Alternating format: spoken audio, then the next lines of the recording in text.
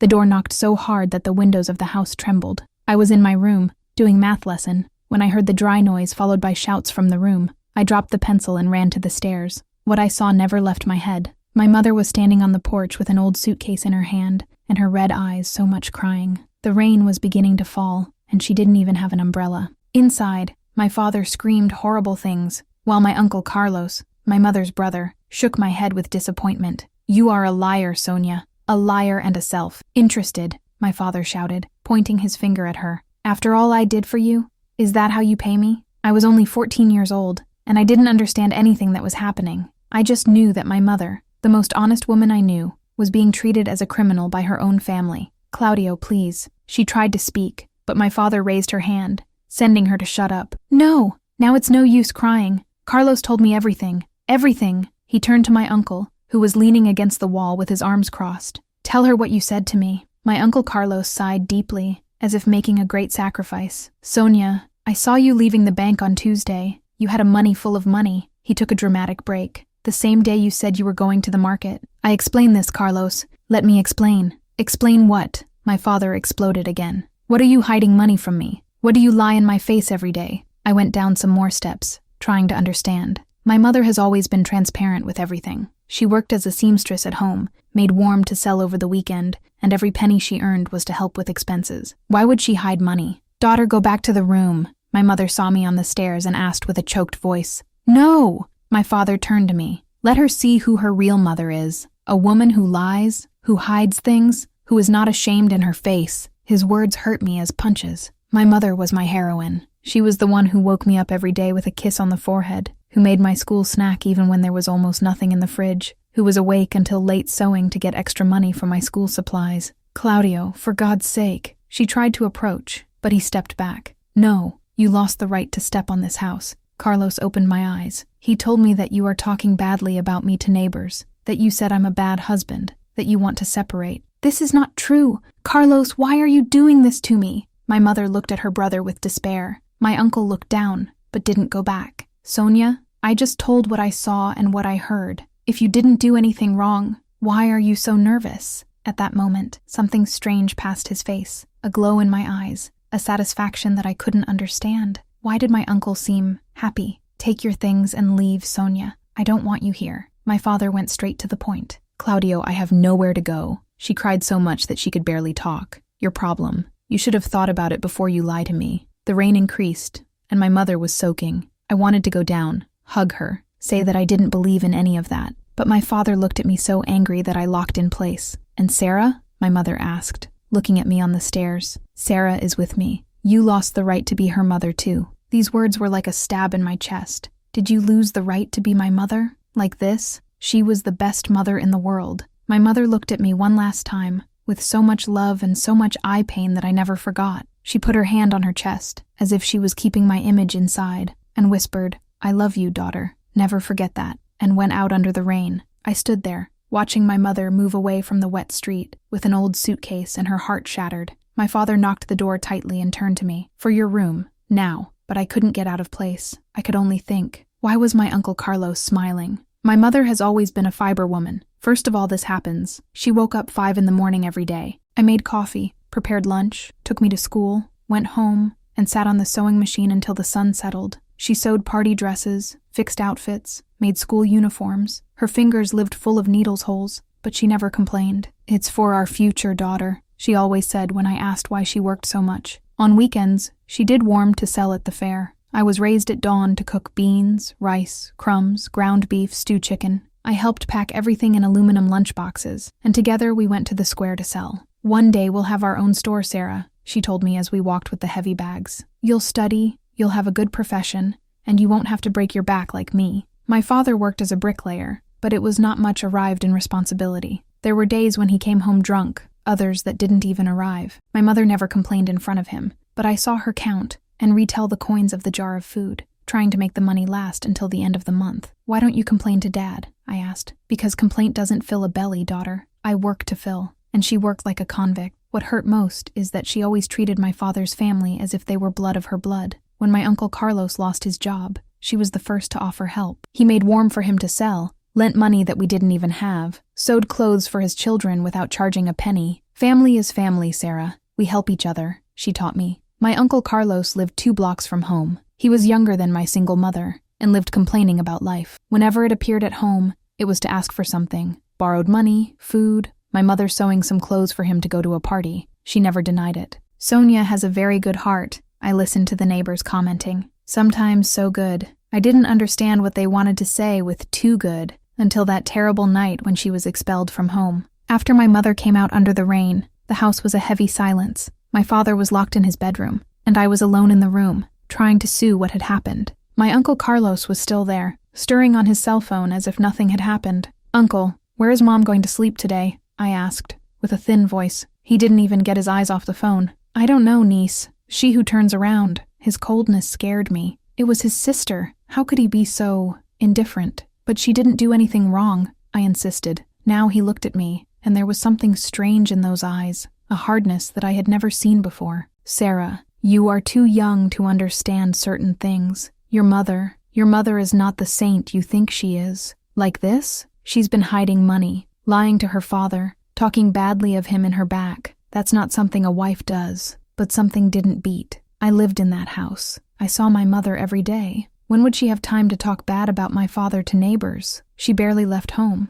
just to work. And this story of hiding money, it made no sense. My mother lived counting cents. If she had hidden money, why did we eat noodles at the end of the month? "Uncle, are you sure what you saw?" I asked. He stood up abruptly, annoyed. "Of course I'm sure. Are you doubting me? Just like your mother, aren't you? Questioning everything, distrusting everyone." The way he spoke made me freeze. There was anger there, much hatred. But hatred of what? My uncle left without saying goodbye, and I was alone in that house that suddenly looked huge and empty. I went to my room, but I couldn't sleep. Every time I closed my eyes, I saw my mother's face wet of rain and tears. The next day I woke up and ran to the kitchen, hoping to find her making coffee as usual, but there was only silence. My father was sitting at the table, having a reheated coffee and chewing a hard bread. "Where's Mom?" I asked, even knowing the answer. "Your mother no longer lives here," he answered without looking at me. "But when does she come back?" "She doesn't come back, Sarah." I started to cry. "Please, Dad, let her come back. She did nothing." "He arrives," he shouted, hitting his fist on the table. "Your mother is a liar. The sooner you understand this, the better." I ran to school, but I couldn't pay attention to anything.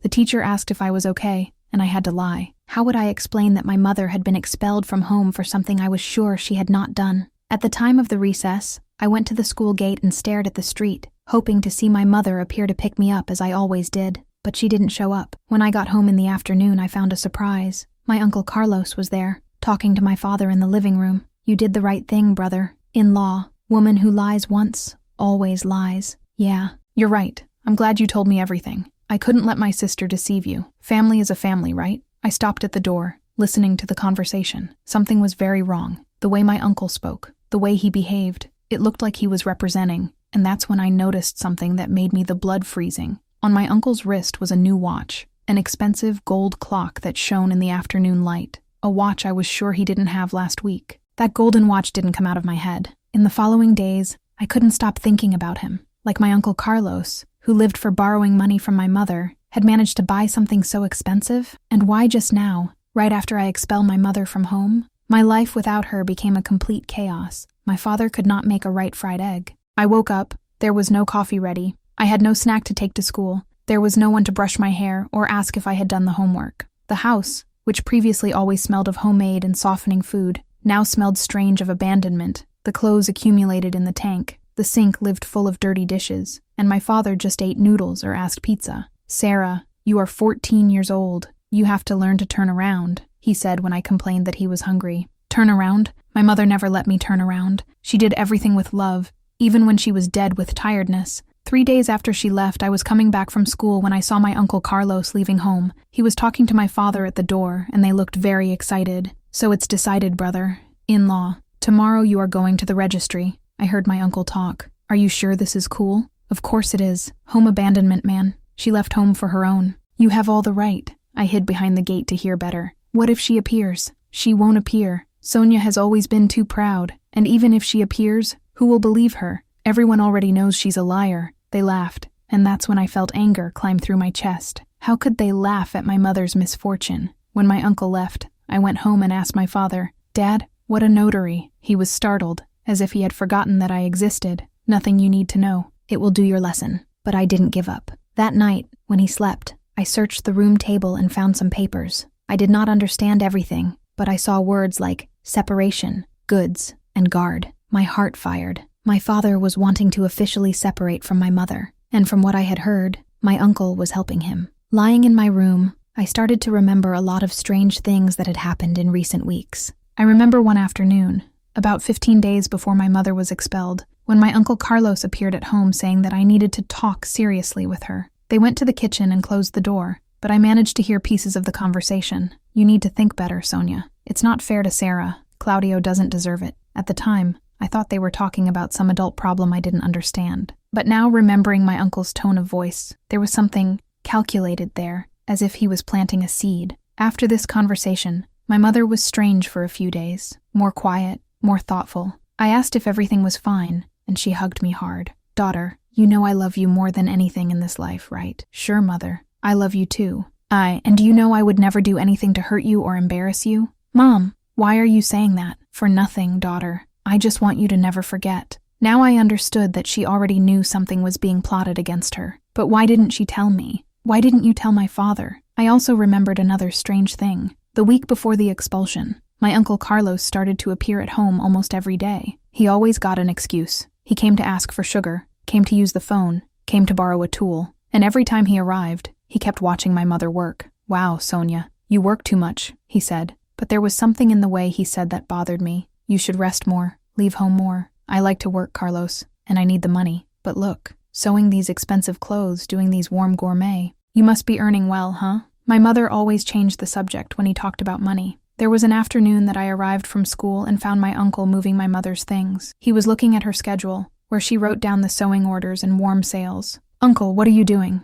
I asked. He got scared and closed the agenda quickly. Nothing, niece. She was just seeing if her mother had noted the money she owes me. What money? A money that I mastered her last week. But it is nothing important. Only I knew this story didn't beat. My uncle always asked for money borrowed to my mother, never the opposite. And she always wrote down everything right on the agenda, never hid anything. Why was he lying? On the 4th day without my mother, I couldn't stand it anymore. After class, instead of going home, I went to Dona Conceição's house, our neighbor next door. She and my mother have always been very friendly. Dona Conceição, do you know where my mother is? I asked, my eyes full of tears. She pulled me into the house and gave me a glass of water. Oh, daughter, your mother is at her aunt's house. They're in the São Pedro neighborhood. But she's not well. No, she's very shaken. Why doesn't she come to see me? Because his father forbade Sarah. He said that if she steps on the street, he calls the police. My heart squeezed. Call the police? For what? My mother had not done anything wrong. Dona Conceição, do you believe these things that are talking about my mother? She sighed deeply and looked at me with love. Daughter, I've known her mother for over 10 years. I've never seen a more honest and hardworking woman in my life. This story of hiding money, it's not her face, no. So why did my father believe? Because his Uncle Carlos was very convincing. He got home last Tuesday, all worried, saying he had seen his mother on the bench with a money envelope. He said she was acting suspiciously, looking around, as if hiding something. I wondered. Last Tuesday, it was the day my mother was always going to pay the bills. She went to the bench every month, always with organized envelopes, water, electricity, telephone, home provision. But Uncle Carlos knows she always goes to the bank to pay account. Yeah, daughter, that's strange. He knows the routine of his sister better than anyone. Dona Conceição was quiet for a moment, as if thinking of something. Sarah, can I ask you a question? Your uncle is different lately? Different how? I don't know. Happier. Looser. I saw him the other day with a new, very beautiful watch. I even spoke to his mother. Wow, Carlos walks well, huh? She got a strange face. So it wasn't just my impression.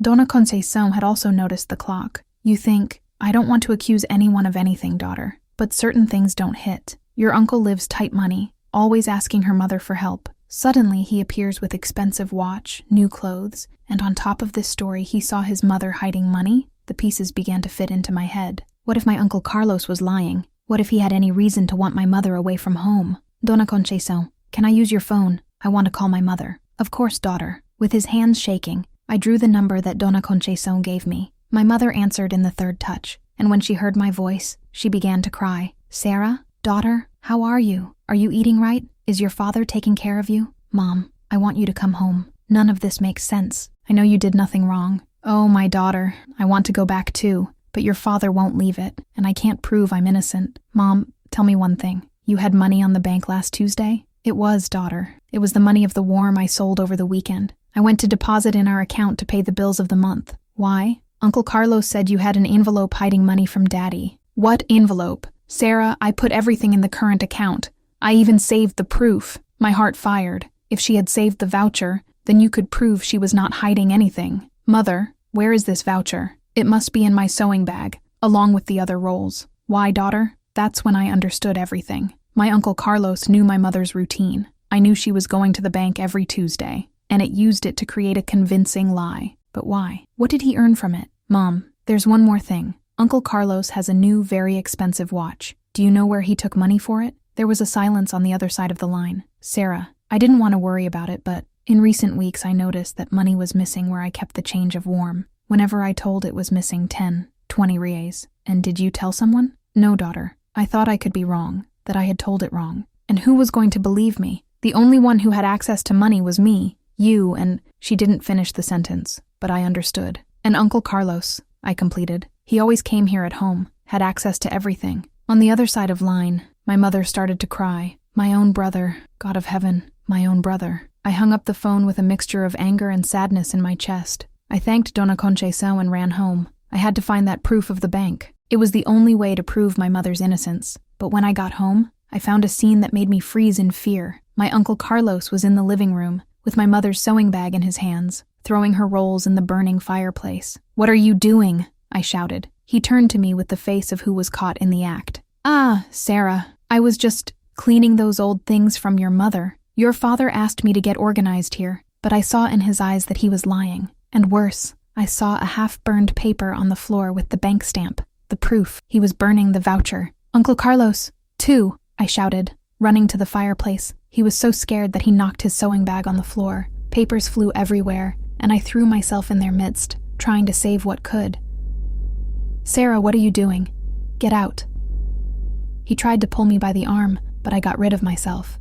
"Why are you burning my mother's things?" I asked, holding a kind of chamusted paper against my chest. He got red, sweating cold. I was just organizing. Your father asked." "Lie!" I exploded. "My father is not even at home, and this roll here is from the bank. It is proof that my mother did not hide any money." His face changed completely. The worried uncle mask fell, and I saw who he really was. The eyes were hard, cold, dangerous. "Give me this roll here, Sarah." "No." I said, "Give me that roll." For the first time in my life, I was afraid of my uncle. He took a step toward me, and I ran behind the couch. "Daddy!" I shouted with all the strength of my lungs. "Your father is not here, Sarah, and you'll give me that roll, whether you like it or not." It was at this moment that the front door opened and my father entered. He looked at the scene, I hidden behind the couch, my uncle with a killer face, papers scattered on the floor, smoke coming out of the fireplace, and frowned. "What the hell is happening here?" My uncle recomposed quickly, made that saint face again. "Ah, Claudio, glad you arrived. I was organizing Sonia's things as you asked, but Sarah got nervous. I think she's missing her mother." "It's a lie," I shouted, leaving behind the couch. "Dad, he was burning Mom's papers. He burned the bank's voucher." My father looked at me, then to my uncle confused. "What proof?" I showed the chamuscated paper in my hand. "This one. Oh, Mom deposited the money from the warm in our account, just as she always does. She wasn't hiding anything. Uncle Carlos lied." For a second, I saw a doubt pass through my father's eyes, but my uncle was faster. "Claudio, the girl is inventing things. Look how she is altered. That's normal, right? Child always defends her mother, even when her mother is wrong. I'm not inventing anything. Call the bank and ask. Asks if Mom deposited money on Tuesday." My father has been quiet for a long time, looking at the paper in my hand. "Carlos, why were you burning her rolls?" My uncle hesitated for a second, just a second, but I realized. "I wasn't burning, brother-in-law. I was making a bonfire to warm the house. Some papers unintentionally fell." "Without wanting an OVA," I shouted. "I saw you playing Mom's rolls in the fire on purpose. Sarah, go to your room. Now." My father used that tone that admitted no discussion. "But Daddy, now!" I climbed the stairs, stepping hard, but I didn't go to my room. I stayed on the stairs, listening to their conversation. "Claudio, the girl is very shaken. It's normal for her to want to defend her mother. Are you sure what you saw that day on the bank?" A pause, a too long pause. "I have, brother-in-law, I'm sure." But there was something in his voice, a hesitation I had never heard before. That night I couldn't sleep. I was lying on the bed, looking at the chamuscated paper I had managed to save. It was proof of deposit. My mother had deposited exactly $347.50 in her and my father's checking account. The same value she always earned selling warm over the weekend.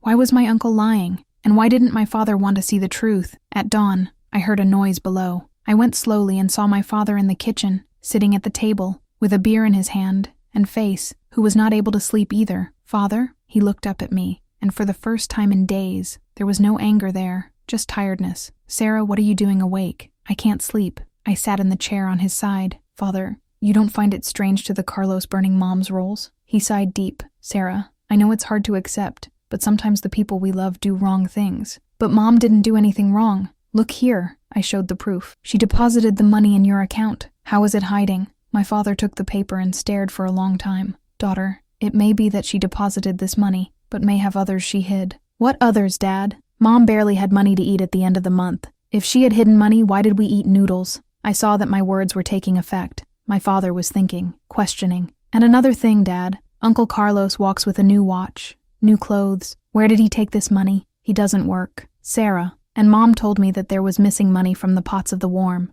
Always 10, 20 rays. And the only person who had access, besides me and hers, was Uncle Carlos. My father was very quiet. Much. Dad, Mom never lied to me. Never. Why was she going to lie fair now? Because adults lie, Sarah. Sometimes for reasons that child does not understand. So why don't Uncle Carlos lie either? This question took it off guard. He looked at me with a face I had never seen before, as if a lamp had lit in his head. Sarah, go to sleep. Tomorrow we talk better. But I knew I had planted a seed of doubt in his mind. And the next day, I woke up with discussion noise below. I went down and found my father and Uncle Carlos in a tense conversation in the room. I'm not questioning you, Carlos. I just want to understand better. Understand what? I already told you everything. Your daughter is confusing your head. Sarah is not inventing a lie. Claudio, for the sake of God, the girl is 14 years old. It's the age of fantasizing, creating stories, and of course she will defend her mother. My father saw me on the stairs. Sarah, come here. I went down with my heart beating hard. My uncle looked at me with a face that gave me shiver. Daughter, I want you to tell your uncle exactly what you saw yesterday. I saw him throwing Mom's papers on fire, on purpose,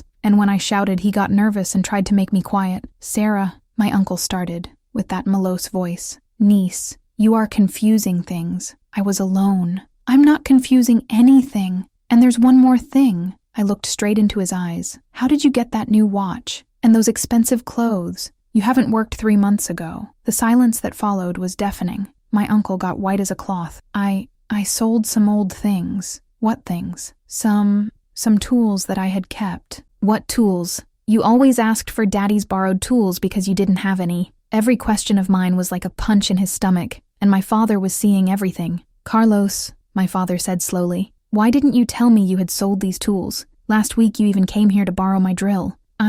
Is that they were different tools, that I had forgotten. His lies were getting more and more pathetic, and with my father's face, he was starting to realize that too. At that moment, the bell rang. My father went to open and returned accompanied by Dona Conchaição, our neighbor. Excuse me, Claudio. Sorry to bother, but I need to talk to you about an important thing. My uncle got even more nervous. Dona Conchaição, good to see you, he said, forcing a smile. Carlos, she greeted him coldly. Claudio, I came here because I can't be quiet anymore seeing the injustice they are doing with Sonia. Madam, let me talk, Carlos. Claudio, have you known Sonia how many years? 16 years, my father answered. And in all these years have you ever seen her lie? My father thought.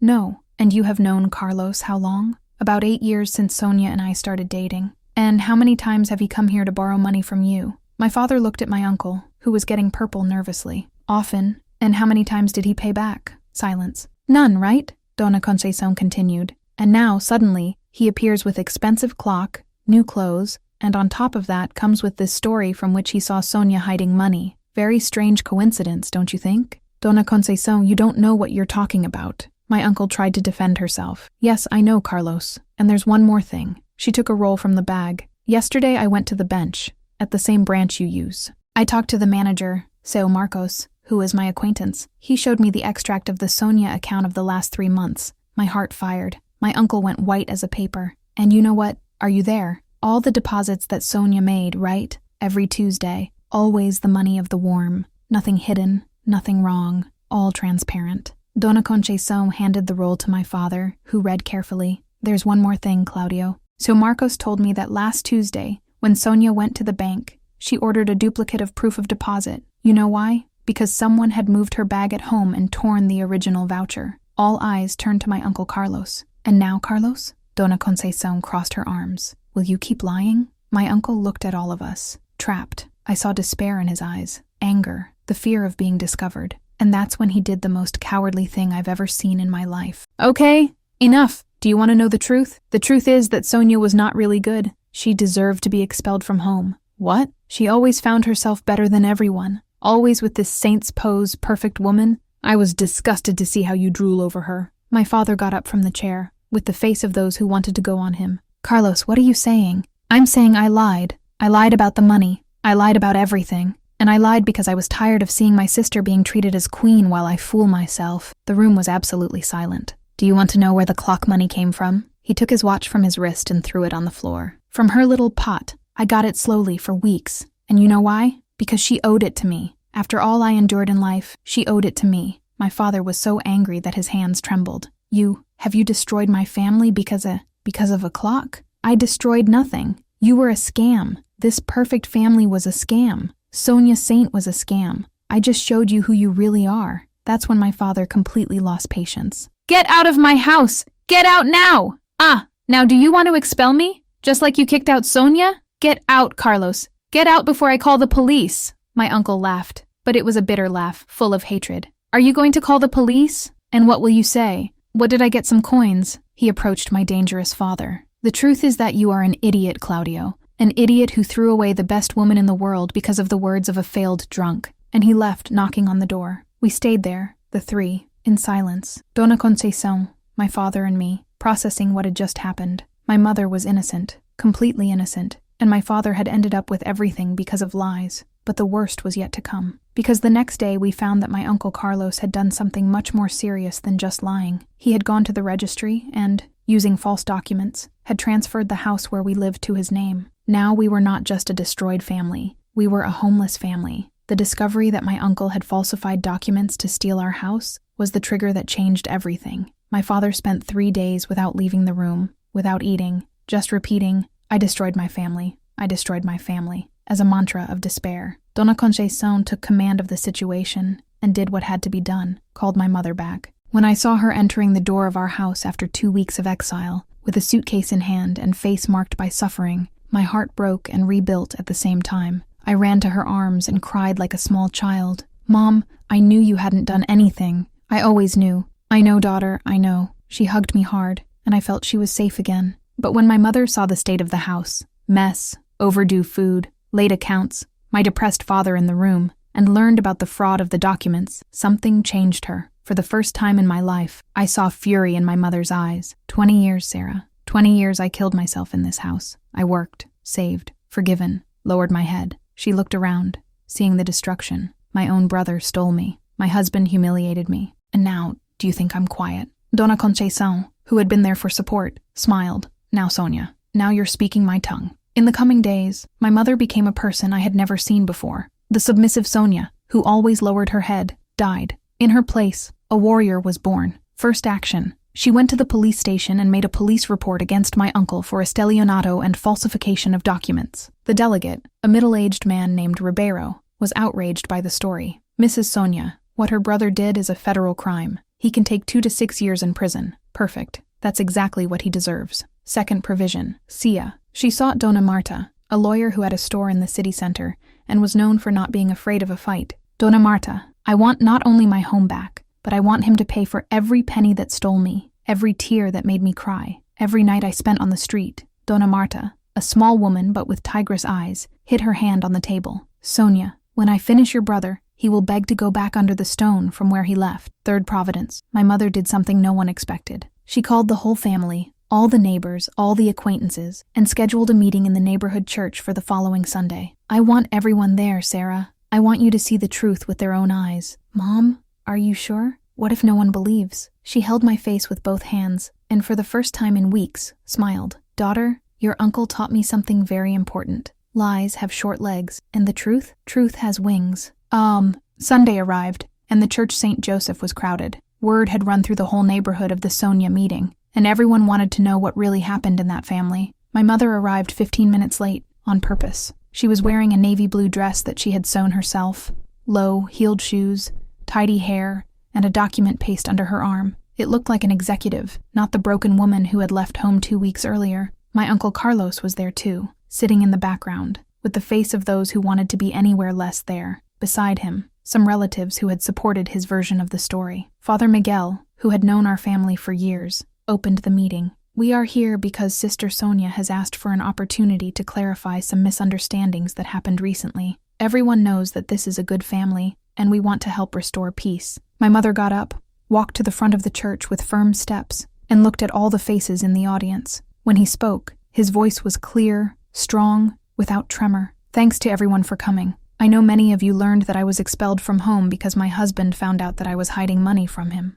Murmurs through the church. "I wanted to have the opportunity to show you what really happened." She opened the folder and took the first document. "This here is the extract of my bank account for the last 6 months. You can see that every deposit I made is registered here, with date, value, and origin. Always the money of my warm, always deposited in the checking account that I share with my husband." He passed the roll to Dona Concepcion, who was in the first row, and she showed the people around. Nothing hidden, nothing wrong, all transparent, as it always was. She took another roll. "This is the testimony of So Marcos, bank manager, confirming that on the day in question, I deposited $347.50 in the checking account, as I always do. He also confirms that I ordered a duplicate of the proof because someone had torn the original in my house." More murmurs. People started to move restlessly. "Now I'll show you who was really hiding money." My mother took a sheet with notes of her. "During the last 2 months, I noticed that money was missing from the pot where I kept the change of warm. Always small values. 10 reais here, 20 there. I thought I could be wrong,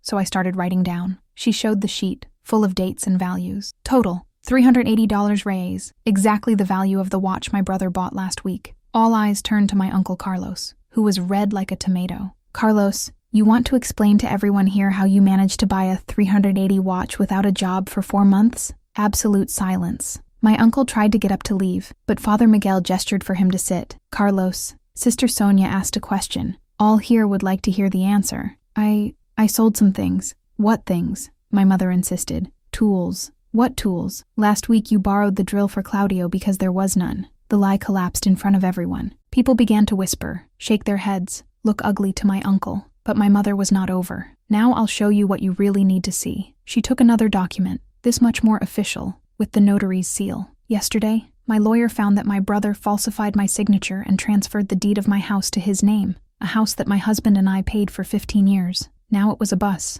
People got up, started talking loudly, pointing to my uncle. "This is theft," shouted your Joaquim, a gentleman who lived in our Rida. "Failing document is a crime," completed Dona Rosa. My Uncle Carlos was sweating, desperate, tried to defend himself. "You don't understand. She...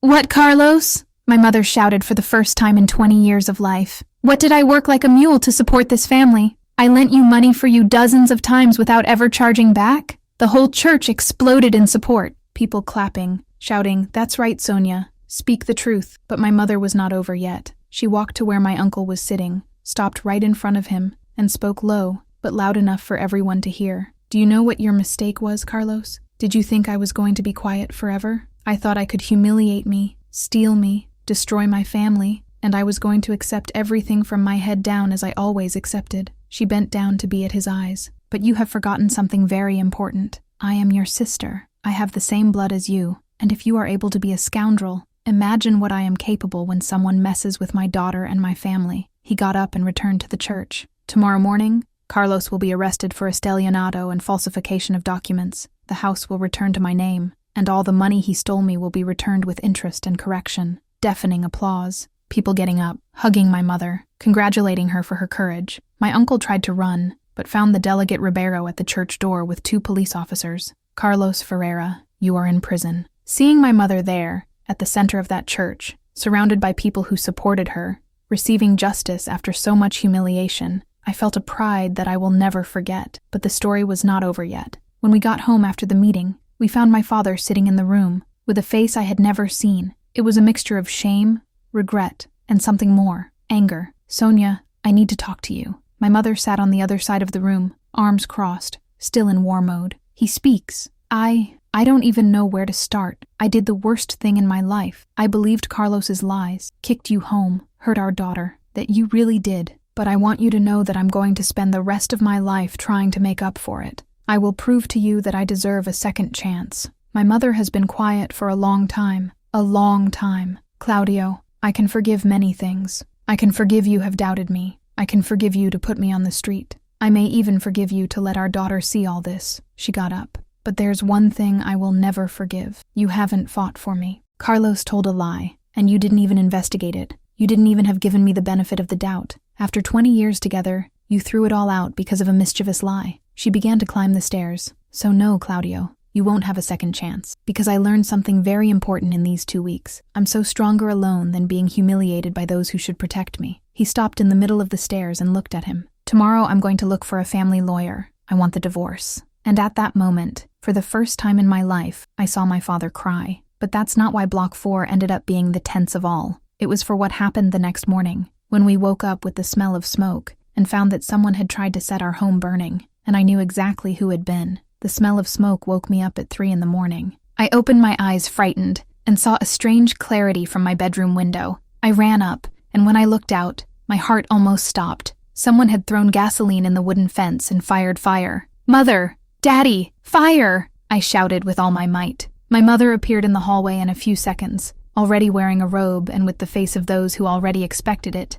"I knew he wasn't going to accept quiet," she murmured, running to get the kitchen extinguisher. We managed to put out the fire before it spread to the house, but the message was clear. My Uncle Carlos, even arrested, had sent someone to intimidate us. The next morning, my mother made the call that changed everything. "Delegate Ribeiro, I'm Sonia. They tried to set my house on fire at dawn. I want to talk to Carlos in jail, personally." 2 hours later, we were at the police station. My mother had gotten ready as if it were for a business meeting. Blue blazer, straight hair, impeccable makeup. It looked like an executive, not a woman who almost lost her house in a criminal fire. My uncle was brought from cell with handcuffs, beard to do, inmate orange uniform. The contrast between him and my mother was stark. She, impeccable and powerful. He, destroyed and pathetic. "Hi, Carlos," she said, without emotion in her voice. "Sonia, listen, Shut up." She leaned over the table. "Did you send someone burn my house?" "I am not." "Shut up." Each word was a stab. "For 20 years, I lowered my head to you.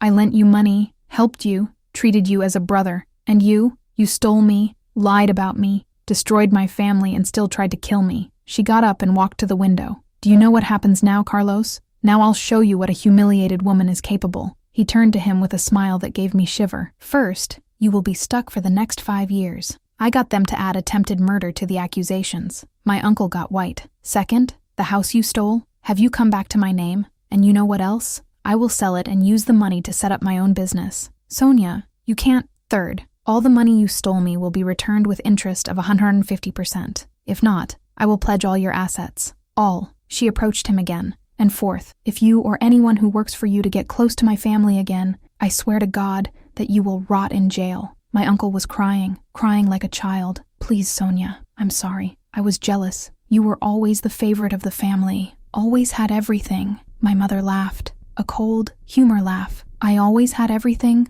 Carlos, do you know what I had? I had a family that respected me because I deserved respect. I had a daughter I loved me because I was a good mother. I had an honest life because I worked for her." She hit her hand on the table. "You could have had it all too, but you chose to be a parasite, a liar, a thief. Now you will pay the price," and left the room without looking back. 5 years later, the bell of our new house touched on Saturday morning. I was 19. I was attending college administration paid with the money from the beauty salon that my mother had set up. That's right, beauty salon. After selling the old house, my mother used the money to specialize in cuts and hairstyles. The talent she always had to make things beautiful, that I saw in the clothes she sewed, translated perfectly into hair. In 2 years, the Sonia Hall became the most sought after in the region. In 3 years, she opened a second unit. In 5 years, she had 4 halls around the city and a team of 20 employees. My mother had become a successful businesswoman. When I opened the door that Saturday, I hardly believed what I saw. My lean, aged, thin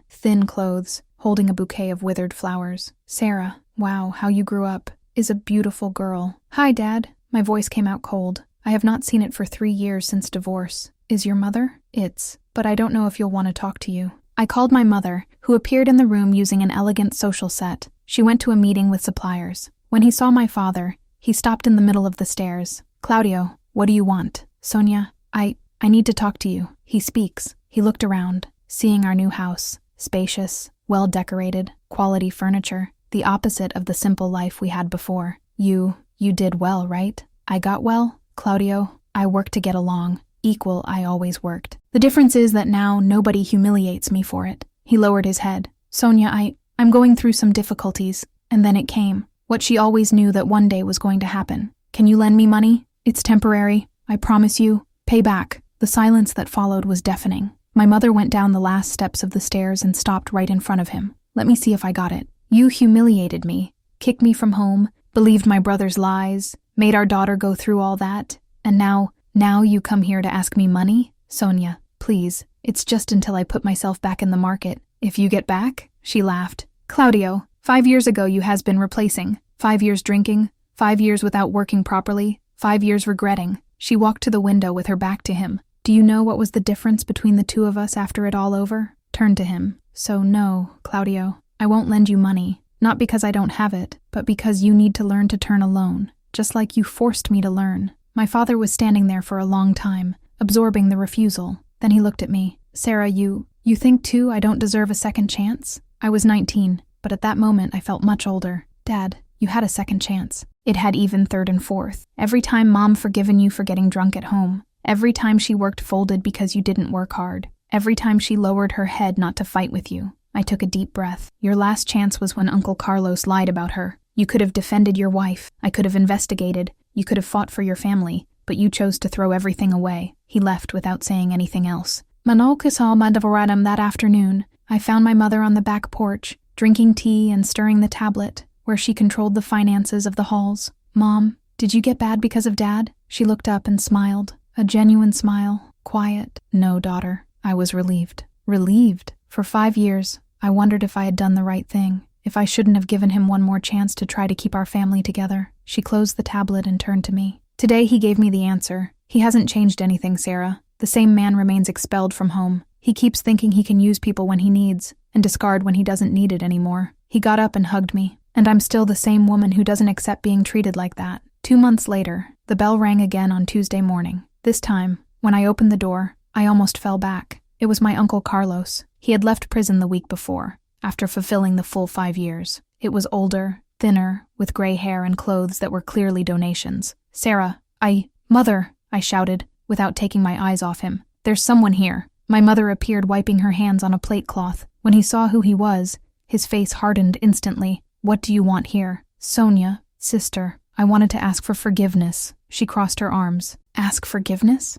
Just that? He hesitated, and I saw in his eyes the same cowardice as always. I have nowhere to go. I'm living in a hostel. If you could help me with some change, and there it was, the naked and raw truth. He had not come to ask for forgiveness, for remorse. I had come because I was desperate and needed money. My mother took 2 steps out of the house, getting face to face with him. Carlos, do you remember what you said to me in that church 5 years ago? He lowered his head. You said I always found myself better than everyone, that I deserved to be humiliated, that our family was a scam. Her voice was low, controlled, more dangerous than any scream. Do you also remember what you told me at the police station? That I've always been the family's favorite? I always had everything? She got closer. Well, now I have everything. I have money. I'm successful. I have respect. I have a wonderful daughter who loves me. And you? You have what? He started to cry. Please, Sonia. I know I made a mistake, but we are family. Family? She laughed, but it was a sad laugh. Carlos, family is the one who protects you. Family is the one who believes in you. Family is the one who gets you up when you fall. Pointed to him. You were not my family when you stole me. It was not my family when you lied about me. It was not my family when you tried to burn my house. So now, when you need it, I won't be your family. She took a $50 note from her wallet and offered it to him. Take, for you to eat today. But this is the last time you will get something from me. The last time you will step on my property. The last time you will see my face. He took the money with his hands shaking. The next time I come here, I call the police. Understand? He waved yes and walked away, downcast, defeated. 10 years later, today I am here at 29, telling you this story in the room of the house that my mother bought in the most elegant neighborhood of the city. A house with pool, garden, garage for 3 cars, an office where she manages her 12 beauty salons spread across 4 cities. My mother, at the age of 52, is one of the most respected entrepreneurs in the region. She employs more than 80 people, sponsors social projects, and last year was honored by the City Council as Businesswoman of the Year. I graduated from business administration. I did MBA, and I work as a commercial director of the Hall Network. We are partner, mother, and daughter, building together the empire that began with her tears that rainy night. My father? He still lives in a small apartment in the city center, works as a bricklayer when he gets, and according to the neighbors, he even drinks more than he should. He never tried to talk to us again. My uncle Carlos disappeared after that last meeting. We knew by third parties that he moved to another city, where no one knows its history. In that Tanaya this morning, having coffee with my mother on the porch of our house, I looked at her and asked the question I always wanted to ask. Mom, do you regret anything? She smiled, stirring the sugar in her coffee. I regret taking so long to discover my own strength. What about Daddy? About Uncle Carlos? Sarah, I learned something very important in this life. Forgiveness doesn't mean accepting to be trampled. You can forgive people and still don't allow them to hurt you again. She looked at the garden, where the flowers she planted herself were blooming. Your father and uncle taught me that there is a great difference between those you love and who deserves your love. I can even have an affection guarded by them, but they do not deserve to be part of the life I built. He got up and came to where I was sitting. And you know what the best gift they gave me? Unintentionally, they forced me to find that I didn't need anyone to be happy, that I could build my own family, my own success, my own happiness. He hugged me hard, and they allowed me to create you away from their toxicity, so that you grow up knowing that you should never accept being treated as less than it deserves. Brains, while writing these last lines, I think how many women have been going through today for what my mother has spent 15 years ago, being betrayed, humiliated, diminished by people who should protect them. If you are one of these women, I want you to know, you are stronger than you think. You can rebuild your life. You can turn pain into power, tears into achievements, humiliation and victory. And most importantly, you don't have to accept love crumbs from those who offered you a banquet of disrespect. My mother left that house with an old suitcase,